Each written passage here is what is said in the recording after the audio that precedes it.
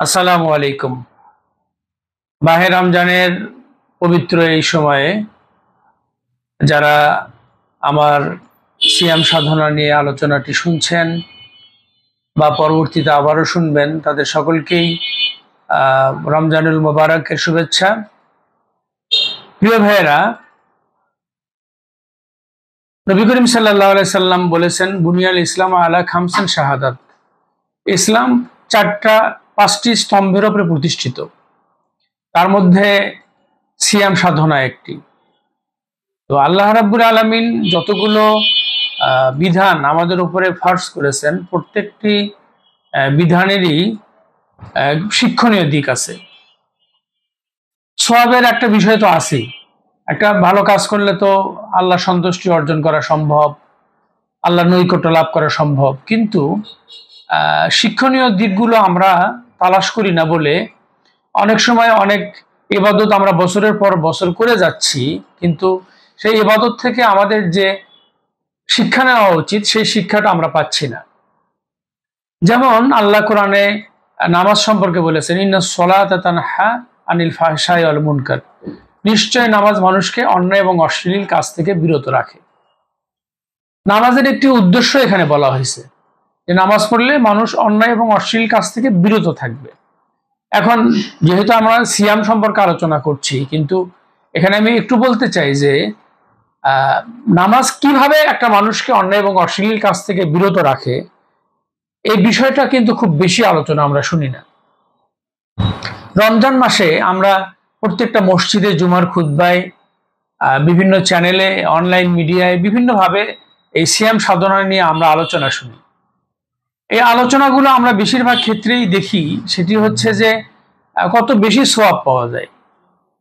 আসলে সিয়াম সাধনা করলে তো সোয়াব পাওয়া যাবে, কিন্তু সিয়ামের শিক্ষা যদি আমরা অর্জন করি, তাহলে আমরা এত ভালো মানুষ হতে পারবো যে আমাদের সোয়াব নিয়ে আর চিন্তা করতে হবে না, জান্নাতে যাওয়ার জন্য আর চিন্তা করতে হবে না। এখানে কিছু শিক্ষণীয় বিষয় আছে, আমি সেই শিক্ষণীয় বিষয়গুলি আপনাদের সামনে তুলে ধরতে চাই। সূরা বাকারার 183 নম্বর আয়াতে আল্লাহ রাব্বুল আলামিন বলেছেন, ইয়া আইয়ুহাল্লাযিনা আমানু কুতিবা আলাইকুমুস সিয়াম কামা কুতিবা আলাল্লাযিনা মিন ক্বাবলিকুম লাআল্লাকুম তাত্তাকুন। হে বিশ্বাসী সম্প্রদায়, আমি তোমাদের উপরে সিয়ামকে লিখে দিয়েছি।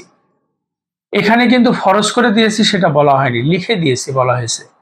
তার মানে এর গুরুত্ব অন্য অন্য ইবাদতের চেয়ে একটু বেশি, এই কারণে যেখানে ফরজ বা ওয়াজিব শব্দটি বলা হয়নি, বরং বলা হয়েছে তোমাদের লিখে দিয়েছে, মানে দলিলের মতো করে দেওয়া হয়েছে। এই দিক থেকে এটি খুবই গুরুত্বপূর্ণ। আর আমি যে আয়াতটি বললাম যে হে বিশ্বাসী সম্প্রদায়, তোমাদের উপরে সিয়ামকে ফরজ করা হয়েছে, লিখে দেওয়া হয়েছে, পূর্ববর্তী সম্প্রদায়ের উপরেও এটা লিখে দেওয়া হয়েছিল। আর আশা করা যায় তোমরা এই সিয়াম সাধনা পালন করলে তোমরা তাকওয়া অর্জন করবে। এখন তাকওয়া কাকে বলে আর সিয়াম কাকে বলে? আমরা সিয়াম বলতে এটাই বুঝি যে সুবে সাদেক থেকে শুরু করে সূর্যাস্ত পর্যন্ত না খেয়ে থাকা। আমরা ছোটবেলা থেকে এইভাবে অভ্যস্ত, এইভাবেই আর কি, মানে যাবতীয় যৌনাচার থেকে নিজেকে বিরত রাখা, এর নামই সিয়াম। তো এতটুকু সিয়াম বললে এটা সিয়ামকেই খাটো করা হয়। তার কারণ নবী করিম সাল্লাল্লাহু আলাইহি সাল্লাম বলেছেন, মাল্লাম ইয়াদা কাওলা যুল আমালা বিহি ফালাইসা লিল্লাহি হাজাতান আইয়াদা তাআমাহু ওয়া শারাবাহু। যে ব্যক্তি রমজানের সিয়াম পালন করলো কিন্তু মিথ্যা কথা, গর্হিত কাজ, পাপ কাজ পরিত্যাগ করতে পারলো না, তার সিয়াম রাখার কোনো প্রয়োজন নাই, আল্লাহ এবং তার রাসূলের কোনো প্রয়োজন নাই। আবার আগের যে আয়াতটি আপনাদের সামনে আমি বলেছি যে সিয়ামের উদ্দেশ্য কি, যে এটা অর্জন করলে, সিয়াম সাধনা করলে তোমরা তাকওয়া অর্জন করবে। তো তাকওয়া অর্জন করা যাবে সিয়ামের মাধ্যমে।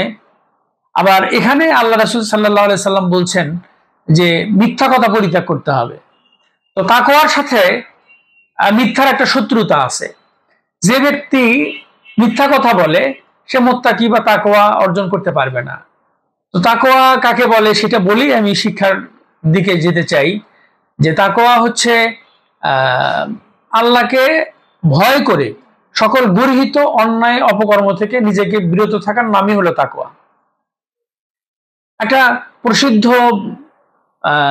হাদিস আমরা জানি, সেটি হচ্ছে একদিন হযরত ওমর রাদিয়াল্লাহু তাআলা আনহু কোরআনের একজন বিখ্যাত পণ্ডিত, বিখ্যাত সাহাবী উবাই ইবনে কাবকে জিজ্ঞেস করলেন, হে উবাই ইবনে কাব, তাকওয়া কাকে বলে? তো হযরত ওমর এত গুরুত্বপূর্ণ একজন ব্যক্তি, তাকওয়া কাকে বলে তিনি কিন্তু জানেন। তো জানার পরেও তিনি কেন জিজ্ঞেস করলেন যে তাকওয়া কাকে বলে? তার মানে তিনি আরো ডিটেইল জানার জন্য তিনি জিজ্ঞেস করলেন।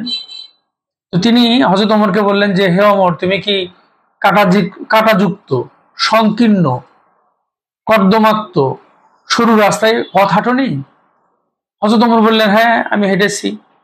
তখন উবাই ইবনে কাব বললেন, হে ওমর, এর নামই হলো তাকওয়া।